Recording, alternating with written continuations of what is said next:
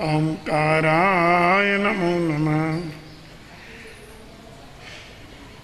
अज्ञानतिमिरान्धानां ज्ञानाञ्जनशलाकया नेत्रैरुन्मीलितं येन तस्मै श्रीगुरुवे नमः। नमो दुर्वाररागादिनैरिवार निवारणे अरहते योगीनाथाय महावीराय ताहिने।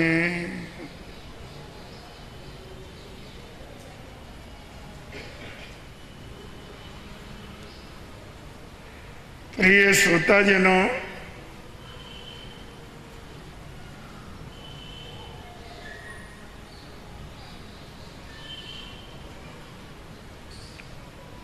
आप और हम इस तरह हजारों लाखों अन्य जैन धर्म के अनुयायी कहलाते हैं।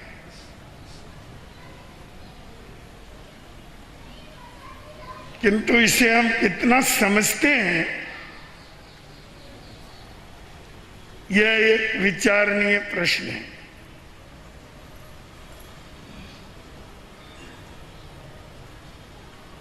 अगर गहराई से देखा जाए तो सच तो यह है कि जैन धर्म स्वस्थता का धर्म है।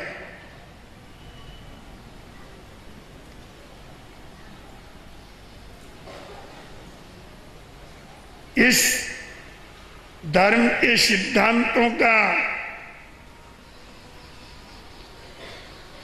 निर्णय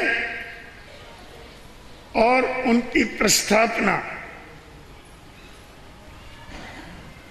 इस तरह से की गई है कि व्यक्ति तन से भी और मन से भी दोनों तरह से स्वस्थ रहे। स्वस्थ का अर्थ क्या समझते हो?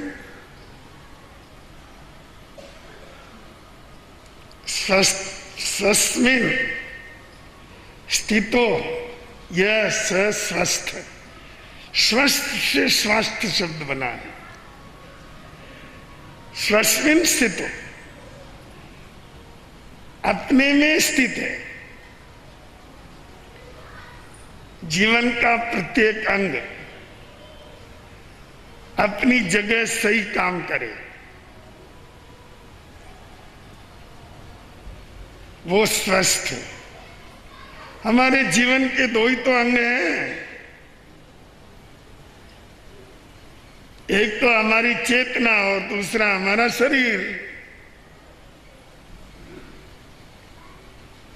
कुछ अंग चेतना के हैं, कुछ अंग शरीर के।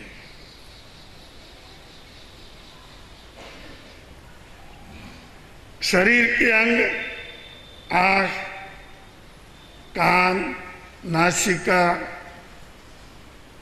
अपने हाथ पांव, हार्ट, मस्तिष्क, शरीर के जितने भी अंग हैं ये भी स्वस्थ रहने चाहिए।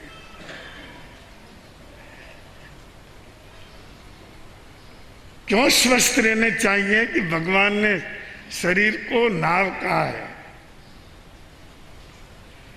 शरीरम आहु नावति, ये नाव है जिसके द्वारा हम इस संसार सागर को तैर सकते हैं। बहुत ऊंचा महत्व है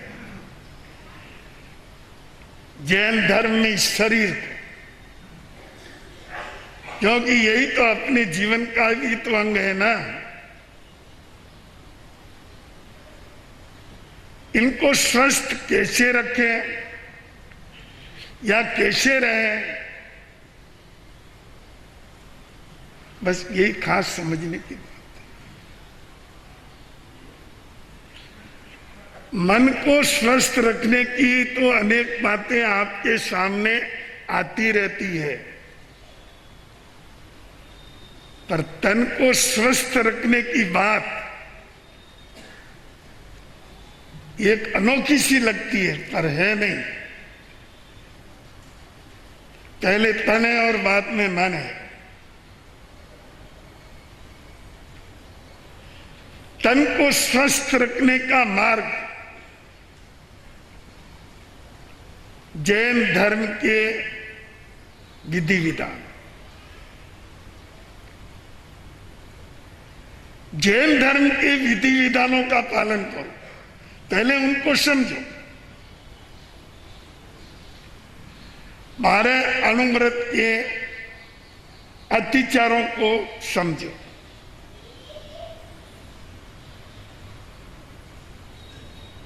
ये सारे अतिचार आपके शरीर को बीमारियों से बचा देंगे।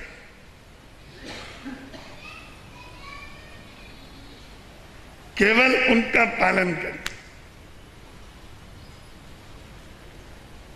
आपकी बाह्य यहां तक कि आंतरिक उलझनों को भी समाप्त कर देंगे।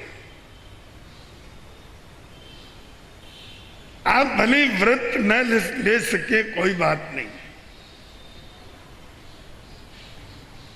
पर अत्याचारों से निवृत्त होने की कोशिश करो।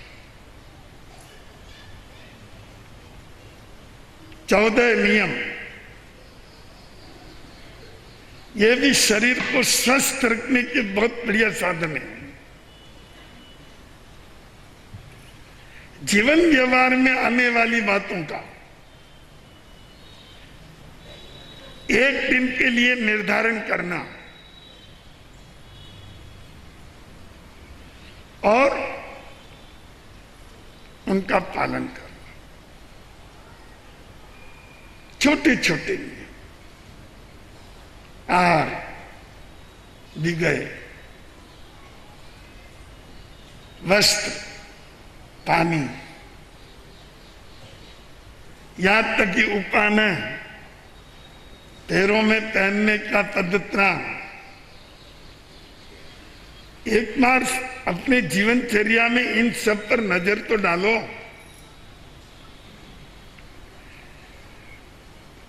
चौदह नियम मानव जीवन की वैज्ञानिकता और उसकी स्वस्थता को सिद्ध करते हैं। उसमें मर्यादा निर्धारित करनी पड़ती है।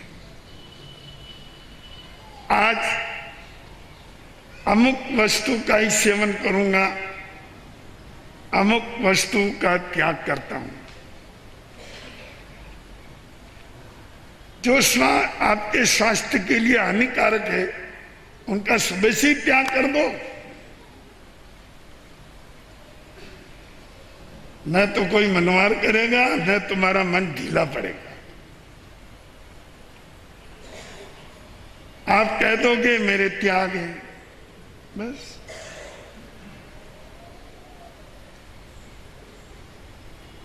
बारह अणुव्रत में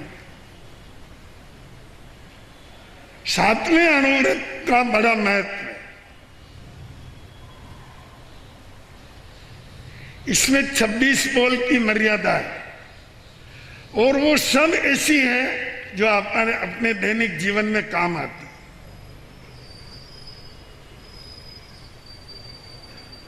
कभी स्वाध्याय भी किया करो। केवल नाम धराने से कोई जैन नहीं हो जाता है।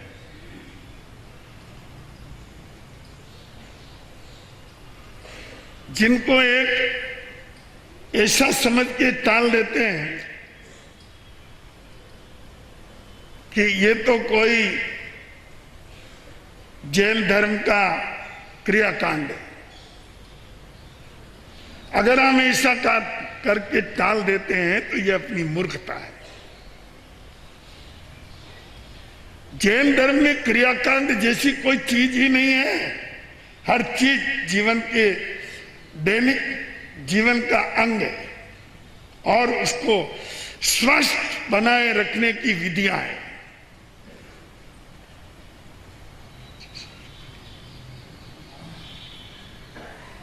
तुच्छो सही वखनिया एक छोटा सा अतिचार है सातवें अणुव्रत का। भले आप अणुव्रत के पचकान न किए हों, कोई बात नहीं, पर आप तय करो कि मैं तुच्छ वस्तु का भक्षण नहीं करूंगा। वह सब तुच्छ वस्तुएं जो जीवन में विकृति पैदा करती है और स्वास्थ्य के लिए घातक है।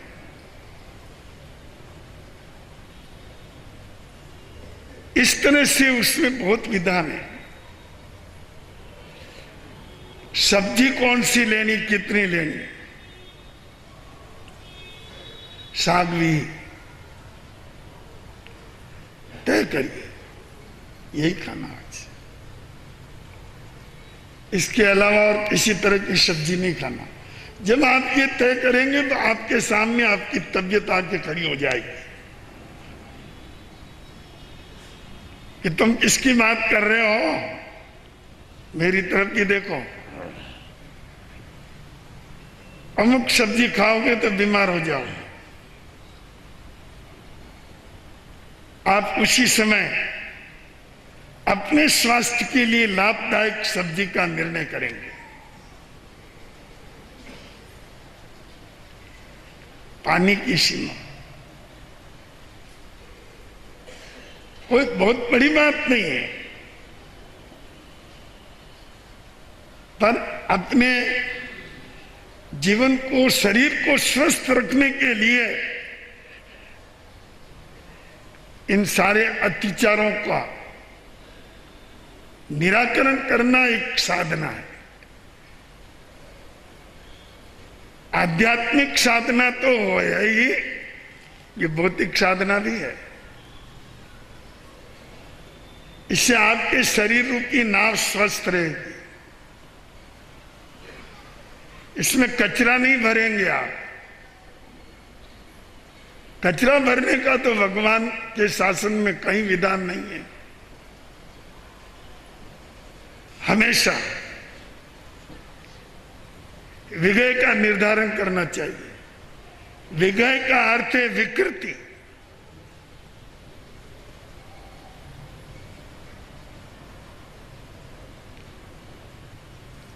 विकृति अर्थात विकार पैदा करने वाली वस्तु। आज के 2500 वर्ष पहले भगवान महावीर का शरीर की प्रकृति का कितना गहरा ज्ञान है, यह आप इस विकृति से देख लीजिए। दूध, दही, घी, तेल, मीठा, ये शरीर के लिए लाभदायक तत्व नहीं है।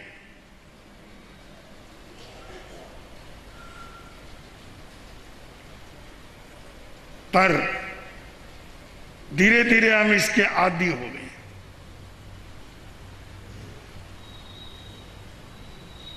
दूध कोई बहुत बढ़िया चीज नहीं है,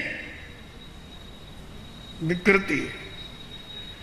दही कोई बहुत बढ़िया चीज नहीं है स्वास्थ्य के लिए, विकृति है। घी, ये भी विकृति है। तेल भी विकृति है। और मीठा, इसको तो डॉक्टर जहर कहते हैं,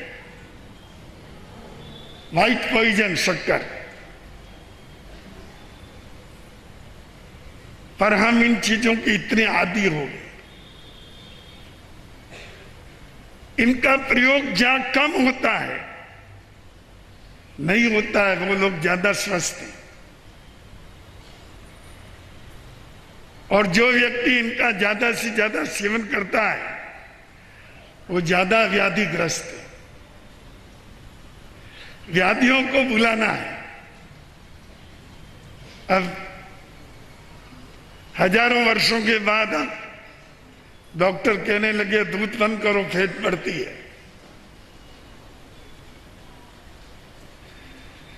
दही बंद करो, तेल बंद करो, घी बंद करो, मिठाई बंद करो। अरे हम तो हजारों वर्षों से कह रहे हैं, तुम तो आज कह रहे हो। यहां पर बैठे हुए अनेक व्यक्ति ऐसे हैं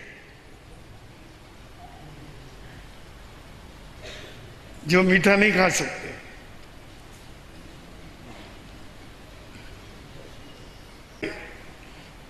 लुक्का और आलू ना खाते हैं।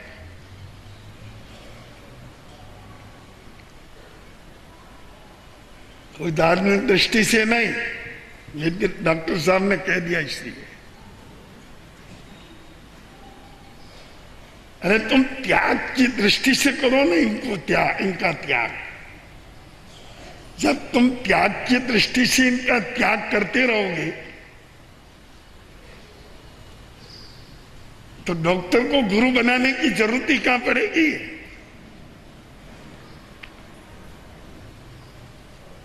आज हम गुरु नहीं है, डॉक्टर गुरु है। हम कहते हैं वो नहीं मानते। हमारे संत कोई व्यक्ति जाता वंदन करने के लिए, मुनिराज को भाई कोई त्याग करो, कोई त्याग नहीं सूझता है तो अच्छा ऊपर से नमक डालने का त्याग करो। जितने भी पुराने श्रावक श्राविका हैं सब जानते हैं। अक्सर साधु साध्वी जी और कोई त्याग नहीं सूझता है तो ये त्याग करा देते हैं। और आमतौर पर ऐसा समझा जाता है ये कोई त्याग है क्या, ऊपर से नमक नहीं डालना।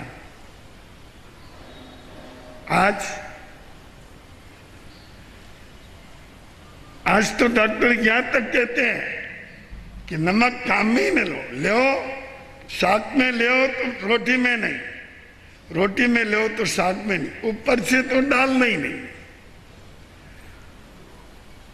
अब आप समझे कि ऊपर से नमक डालना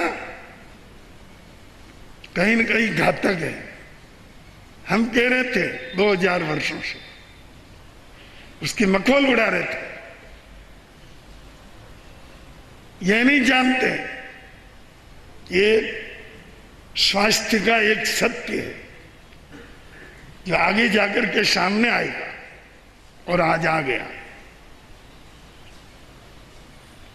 तो बंधुओं, इस तरह से कई सिद्धांत हैं, उनको समझता है वो जैन है। याद रखिए, कहने को हम जैन हो सकते हैं, पर जैनत्व तो समझने पर ही आएगा। रात्रि भोजन का त्याग ये जैन धर्म का के मौलिक सिद्धांतों में से एक है।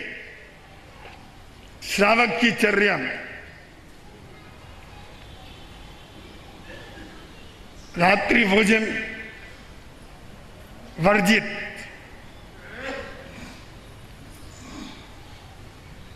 तो बीमारियां कम।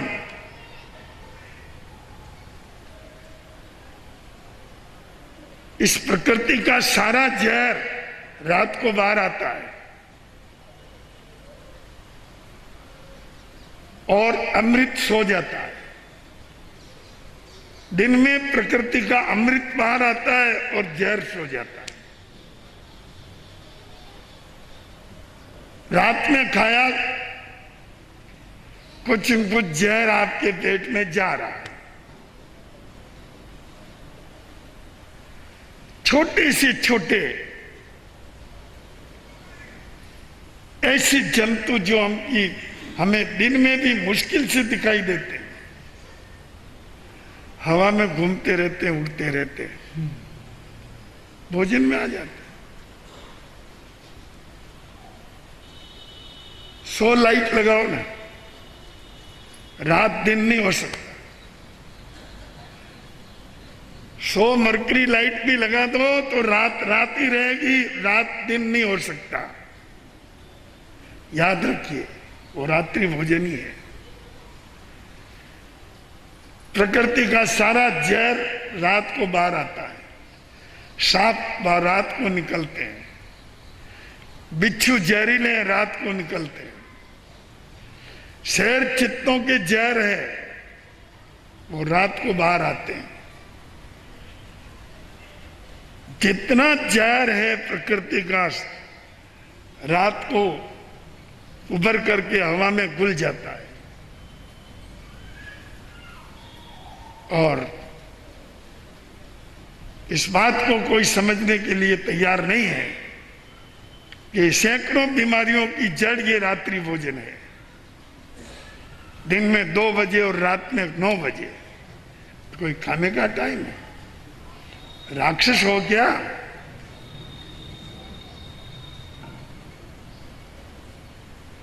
समय पे खाओ, सूर्य रहते रहते खा लो। सायंकाल का भोजन अगर थोड़ा होगा तो रात को पानी की भी जरूरत नहीं रहेगी। और जो खाओगे वो अमृत बन करके शरीर के अंदर फैल जाएगा। रात में खाया तो जहर बन करके शरीर में फैल जाएगा, याद रखिए। पर यहां तो घोर अंधेरा छाया हुआ है, इतना भयंकर अंधेरा है कि आप यहां जो बैठे हैं उनमें से अधिकांश व्यक्ति रात्रि को ही खाना खाते हैं। और तुम्हारे प्रीति भोज, तुम्हारे शादियों के भोज सब रात को 9-10 बजे तक चलते हैं। कौन से जैन हो तुम? अगर तुम अनाड़ियों से हट करके नहीं जी रहे हो तो जैनत्व कहां आ गया?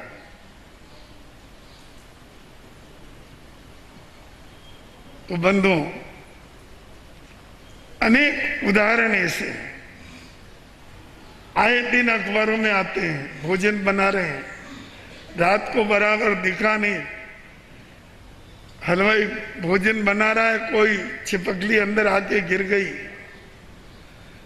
और कोई जंतु आके गिर गया। भोजन खाया, बीमार हो गए 50 व्यक्ति एक साथ, 100 व्यक्ति एक साथ। सुन करके भी जो न समझे उससे बहरा कौन है? और देख करके भी न समझे उससे अंधा कौन है? अकबर ने कहा, बीरबल मेरी राजधानी में अंधे कितने हैं और सूझते कितने जिनको दिखता है? उसने कहा, महाराज ज्यादातर तो अंधे ही हैं। ये क्या कह दिया? पर आप जानते हो बीरबल एक बुद्धिमान व्यक्ति था।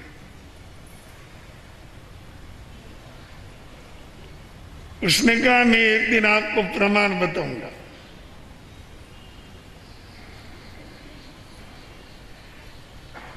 एक दिन सड़क के किनारे बैठकर बीरबल जूती बनाने लगा। एक व्यक्ति निकला, ओ बीरबल ये तुम क्या कर रहे हो? बीरबल ने अपने पास में बैठे हुए आदमी को कहा, नाम लिख, इसका नाम लिख।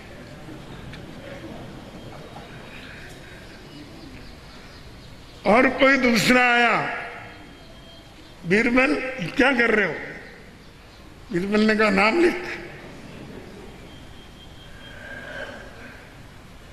देखते देखते घंटे भर में तो इतनी लिस्ट बन गई।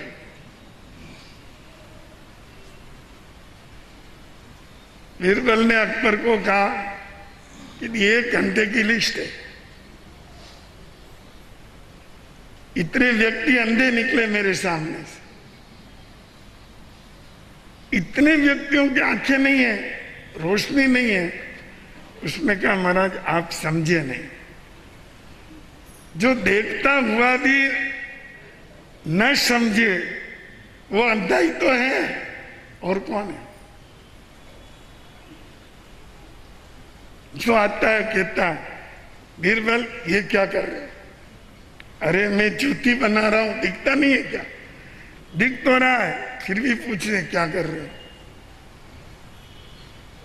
तो ये सब अंधों की लाइन नहीं है, क्योंकि देखते हुए भी अनदेखा कर रहे हैं और पूछ रहे हैं क्या कर रहे हो? आप लोग सब सोचते हो क्या? देखते हो, सुनते हो, पढ़ते भी हो कि रात्रि भोजन करने वाले अनेक व्यक्ति अनेक व्याधियों से ग्रस्त हो जाते हैं। कई बार जहरीली चीजें खाने में चली जाती है। बड़े बड़े प्रीति भोज के अंदर भी कभी कभी 100 व्यक्ति एक साथ हॉस्पिटल में भर्ती होना पड़ता है। देख रहे हो, जान रहे हो, फिर भी अनजान बन रहे हो। वही 9 बजे खाना आरोग में बैठ गए। तो कहने का मेरा मतलब इतना ही था बंधुओं, हम केवल जैन न कहलाएं, पहले जैन धर्म के सिद्धांतों को समझें। इसमें जीवन जीने की क्या विधि है बस, और जीवन जीने की विधि समझने के लिए कोई बहुत बड़े शास्त्रों का अध्ययन करने की जरूरत नहीं है। हम ये नहीं कहते तुम सब 32 सूत्र पढ़ोगे तब तुम्हें जैन धर्म का ज्ञान होगा, नहीं। जैन धर्म की विधियों को समझने के लिए कोई शास्त्र पढ़ने की जरूरत नहीं है। केवल आवश्यक सूत्र के 12 अणुव्रत के अतिचार पढ़ लो, 14 नियम पढ़ लो, बस बहुत हो गया। अगर आपने इतना ही पढ़ लिया, आपको जैन जीवन जीने की सारी विधि मिल जाएगी और आपका तन स्वस्थ रहेगा। सब इंद्रियां समय पर काम करेगी और सही करेगी। आंखें बराबर देखेगी, कान बराबर सुनेंगे, हाथ पैर बराबर चलेंगे। ये घुटने उठने दुखते हैं ना, ये नहीं होंगे, सब आराम से चलेंगे। समझ गए? बीमारी नहीं होगा शरीर तो क्या है, पर ये कब होगा? अणुव्रत पढ़ो और 14 नियम पढ़ो, बस। ये इसमें जीवन जीने की विधि है और कुछ नहीं। जैन जीवन कैसे जिया जाए, आप व्रत मत लो। ये बात मैंने पहले भी कह दी, फिर भी कहता हूं। मैं आपको कोई बांधने की कोशिश नहीं करता। व्रत लेना नहीं लेना ये तो आत्म स्वीकृति पर आधारित है, वो अलग बात है। मैं तो केवल आपको ये कहता हूं, इनको समझ लो, इनको पढ़ लो। जब आप इनको पढ़ोगे तो अपने आप आपको ज्ञान हो जाएगा कि जैन जीवन कैसे जिया जाता है और किस तरह से हम ये शरीर को बीमार करने वाली जितनी चीजें हैं उनसे हम टल जाए। ये स्वास्थ्य की बात कह रहा हूं मैंने कहा ना कि जैन धर्म स्वस्थता का धर्म है, ये बीमारियों वाला धर्म नहीं है।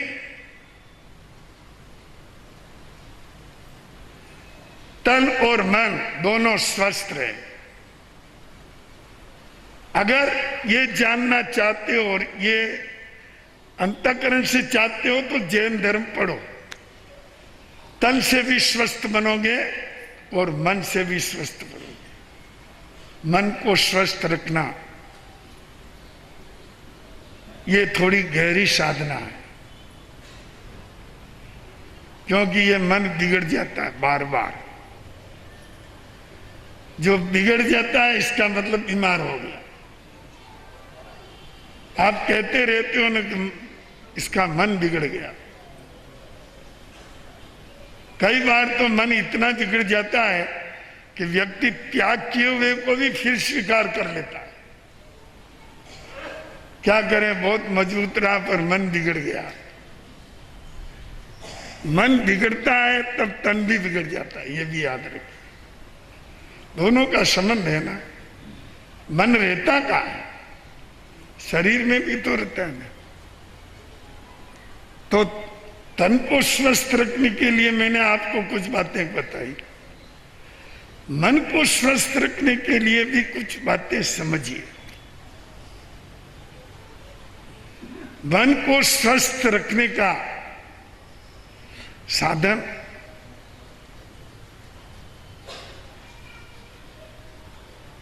ज्ञान। ज्ञान मन को स्वस्थ रखने में बड़ा सहायक बनता है।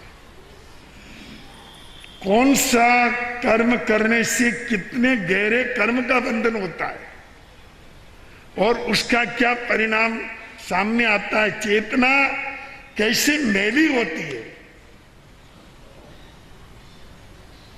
और उस मेल से छुटकारा हम कैसे लें, इसका साधन ज्ञान है। नहीं ज्ञानेन सदृशम पवित्रम ही विद्यते। ज्ञान के समान पवित्र दुनिया में कोई चीज नहीं है। और ये ज्ञान नहीं होता तो व्यक्ति मन ही मन अनेक अनर्थ करता है। अपना मन कुछ बिगड़ा और आपको समझ में आ जाएगा कि ये पाप है। ज्ञान होगा तब। प्रसन्न चंद्र मुनिराज का मन बिगड़ गया। भगवान के समवसरण के बाहर ध्यान करके खड़े थे, साधु थे, राज्य छोड़ के साधु बने और आत्म ध्यान में लीन थे। मन स्वस्थ था, कोई विकृति नहीं। दो व्यक्ति आए, आपस में बात करने लगे। ये कैसा साधु है, अपने छोटे बच्चे को राज्य देके साधु बन गया। अब इसके राज्य पर दुश्मन हमला कर रहे हैं और पूरा राज्य बड़ा संकट में पड़ गया।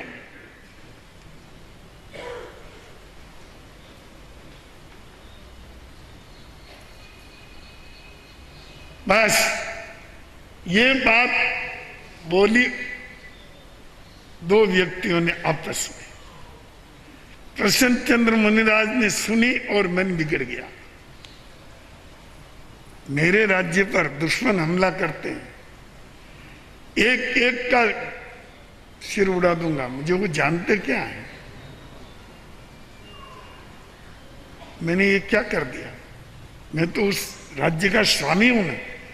मेरे राज्य की तरफ देखने वाला कौन है? संयोग से श्रेणी कुछ समय भगवान के पास ही था। उसने पूछा, महाराज आप क्या एक संत सूर्य के सामने हाथ खड़े करके तप कर रहा है? वो तो बड़ा बहुत ऊंचा काम कर रहा है, ऊंची करनी कर रहा है। अगर उनकी मृत्यु हुए तो वो तो स्वर्ग में ही जाने वाले हैं। भगवान ने कहा नहीं, नरक में जाने वाला है। कि भगवान क्यों? उसका मन बिगड़ गया। मन बहुत बिगड़ता है। किसी की अच्छी चीज देख करके अपने मन में आती है ये मेरी हो, लालसा जग गई। अच्छे कपड़े देख करके मन में आता है ये मेरे ही हो, गाड़ी चमचमाती हुई गाड़ी देख करके देता है कि ऐसी मेरे ही हो। इस तरह से कई बार आपका मन दूषित होता रहता है और यही दोष आगे जाकर के कई पाप पैदा कर देता है। झूठ बोलाता है, चोरी कराता है, आपको अपराधी बना देता है। इसलिए मन को मत बिगड़ने दो, ठीक है। आपके श्रम और आपके भाग्य से जो आपको उपलब्ध हो रहा है वो श्रेष्ठ है। बस किसी और की चीज दे करके मन बिगाड़ोगे ना, डूब जाओगे, नरक में जाएगा। हाँ, ऐसा ही उसका विचार है, वो युद्ध कर रहा है और कुछ क्षण बाद ही प्रसन्न चंद्र मुनिराज को ये बात समझ में आ गई कि मैं मुनि हूं, सब कुछ त्याग दिया, मैं ये क्या कर रहा हूं, मुझे धिक्कार है, मैं जिसको थूक दिया उसको फिर चाट रहा हूं। ओहो, बहुत बुरा किया। सैनिक ने पूछा, भगवान ऐसे महान संत नरक में जाएंगे कि नहीं? अभी काल करेगा स्वर्ग में जाएगा। कैसे हो गया? मन बदल गया, मन की बीमारी निकल गई, और क्या। और कुछ समय में तो फूल बरसने लगे। भगवान ये फूल कैसे बरस रहे हैं? कि प्रसन्न चंद्र मुनिराज को केवल ज्ञान हो गया। पश्चाताप की आग के अंदर सारे पाप जल गए, केवली बन गया, मेरे बराबर हो गया। बंधु, मन को स्वस्थ रखने के लिए ज्ञान की जरूरत है। ज्ञान स्वाध्याय से आता है। सत्पुरुषों की संगति करो और अच्छे पुस्तकें पढ़ो और जो जैन धर्म के मौलिक तत्व हैं उनका अध्ययन करो, तो सचमुच आपका ये तन और मन दोनों स्वस्थ रहेंगे। जैन धर्म केवल क्रियाकांड का धर्म नहीं है, तन और मन को स्वस्थ रखने वाला धर्म है, किंतु कोई इसको समझे। आज के प्रवचन का यही सार है। आज बंधुओं, हमारे सामने 3 महापुरुषों का जन्मदिन है। आज पंजाब के महान संत श्रवण संघ के प्रथम आचार्य प्रवर आनंद ऋषि जी, आत्माराम जी महाराज का जन्मदिन है। आत्माराम जी महाराज का परिचय आप लोगों को बहुत कम है, क्योंकि जिस समय उनको श्रवण संघ का आचार्य बनाया गया उस समय वो लुधियाना में स्थापना थे और वहीं उनका स्वर्गवास हुआ।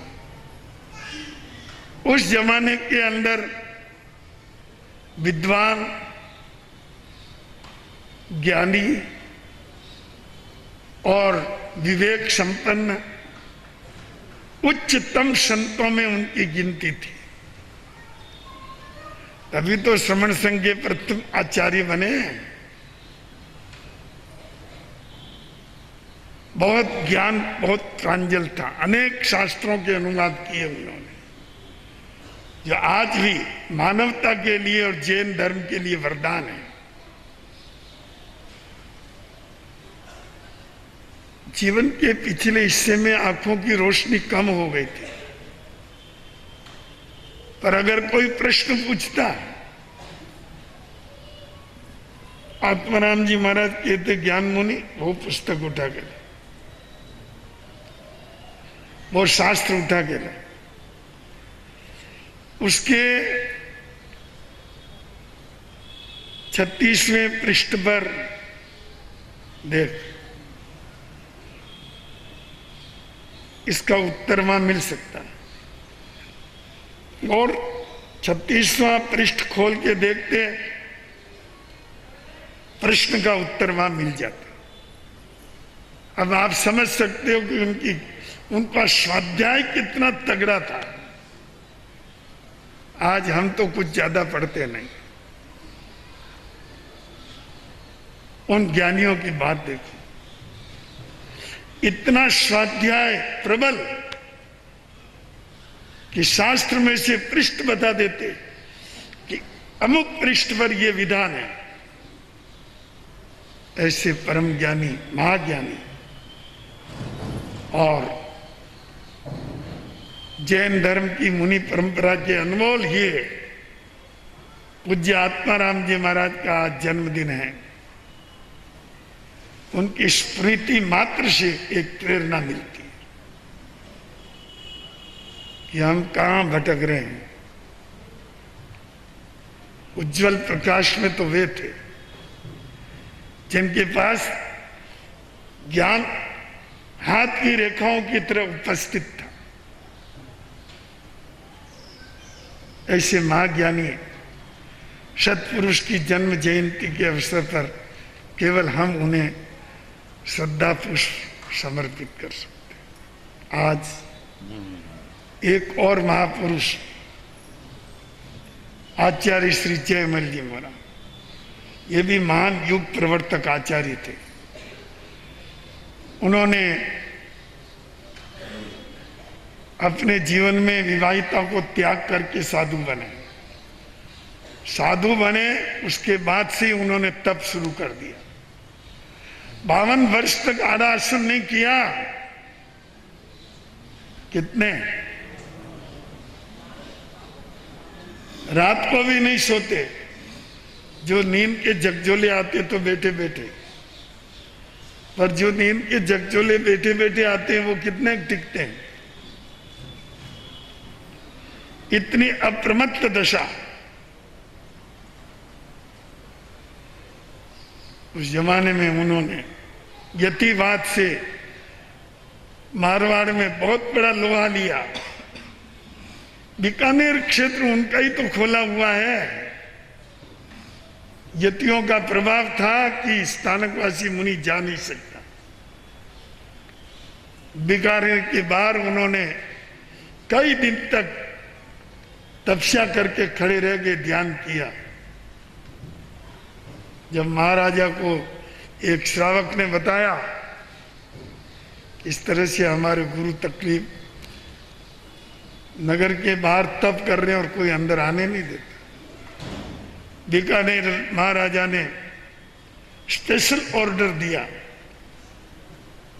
और जयमल जी महाराज बीकानेर पधारे। उसके बाद बीकानेर में जैन धर्म का, सत्य धर्म का झंडा लहराया। ऐसे तो उन्होंने हजारों उपकार किए। बड़ी साधु वंदना जैसी अनुपम कृति दे करके उन्होंने जैन समाज को कितना उपकृत किया, इसकी कोई सीमा नहीं है। मैं तो तमाम भाई बहनों से कहता हूं कि उनकी बड़ी साधु वंदना हर रोज अवश्य पढ़ो, आपको बहुत कुछ मिलेगा और उन सत्पुरुषों को वंदन हो जाएगा जो परम आत्म कल्याण के साधक थे। हर श्रावक श्राविका को बड़ी साधु वंदना का पाठ करना चाहिए। ऐसी अनुपम कृति उन्होंने दी और हजारों लोगों को शुद्ध धर्म में स्थापित किया। इससे परम पूज्य आचार्य जयमल जी महाराज के चरणों में भी हम नमन करते हैं, वंदन करते हैं, उनका अभिनंदन करते हैं। आज एक और स्मृति दिवस। मेवाड़ के एक महान सत्य रत्न जो पलाना में जिनका कौन में जन्म थे, दुग्गड़ परिवार, दुग्गड़ परिवार में जन्म पाए परम पूजनीय अस्थिमल जी महाराज। उनके भाई तो अभी भी बॉम्बे में व्यवसायरत हैं। उन्होंने बचपन में संयम लेकर के जोधराज जी महाराज, पूज्य एकलिंगदास जी महाराज आदि की बहुत सेवा की। वो मांगीलाल जी महाराज साहब के शिष्य थे। भारत में बहुत अच्छा भ्रमण किया, जैन धर्म का प्रचार किया, कई पुस्तकें प्रकाशित करवाई। ज्ञान का भंडार भरा। ऐसे ये हमारे मेवाड़ परंपरा के ही थे। हस्तिमल जी महाराज मेवाड़ी कहलाते थे। आज उनका स्मृति दिवस है।